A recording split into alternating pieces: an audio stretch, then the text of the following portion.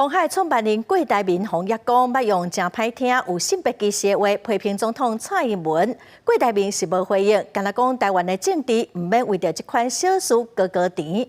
外界嘛传出讲有人支持侯友宜甲郭文哲斗打参选，侯友宜是强调讲，伊是国民党定调的人选会来拼选赢。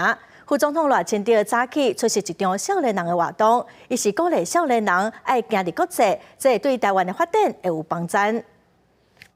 郭台铭当选。到中建区福德宫参拜，伫咧庙口开讲，鸿海创办人郭台铭讲，要亲像土地公共款，保护大家的平安，带大家赚大钱。因过对有连胜文讲，过去里好落来的讲法，郭台铭是强调，直接联络是上好的，无必要的团会会造成真侪困扰。两点之间最短距离就直接，经过很多的间接联系，都造成不必要的误解。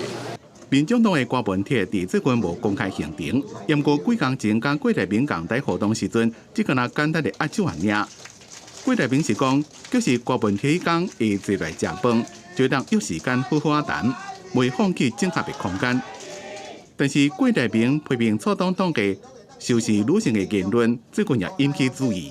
大家拘泥于这些小事情，然后在那边纠缠不清，然后弄很多东西。台湾的政治有需要这样呢？侯友宜当选。支持者大声喊口号，侯友宜参加新北市妇女会理事长高捷及挺侯后援会成立大会，要搁再抢妇女票。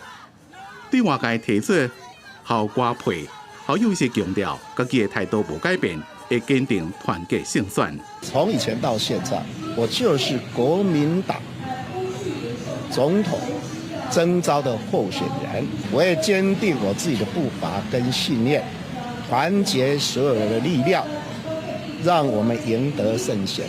侯友宜讲，台湾是世界上上危险的所在，和对手赖清德办公室即个是反袂恐惧恐吓人民。侯友宜连都批评民进党无听到人民担心两岸无和平的声音。办法侨务青年大赛证书，也佮加少年人有集体语言活动。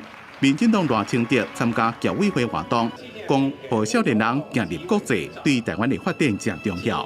地缘政治变化再加上数位转型，或者是2050近邻转型，在这种状况之下，我们走出国门走进国际，也许可以跟国际社会互动。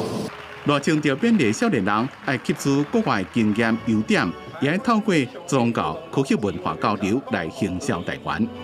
记者综合报道。